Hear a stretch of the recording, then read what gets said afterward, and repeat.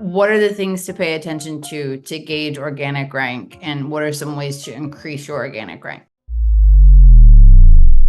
If somebody really didn't know about it at all, I would say, first of all, how did you optimize your listing? Did you do it from your head, like what you think is the right keywords? Or did you actually use like a tool and look at the data and see, okay, what are people actually searching, or where is it coming from? Or like where is the main competitor getting all his sales from, and build those keywords into the title, the bullets, keywords, description. Like a lot of people, they'll neglect the title, they'll just write something. Of course, you need to focus on, you have to have readability, but title is one of the most important things with the algorithm. So like you need to have also the long tail search terms there. It's very hard to make a very, very nice title. And then I would tell them you need to track your organic keywords. Like if you're not tracking your keywords using a tool like Helium 10, for example, a keyword tracker. There's a lot of other tools, but let's say you're using, you need to look at keyword tracker and see, okay, what position am I in for this keyword? And then when you have a sudden growth spurt, when you see a lot of sales coming in, you'll know, okay, it's from this keyword because I started ranking for it. And then if you see all of a sudden that,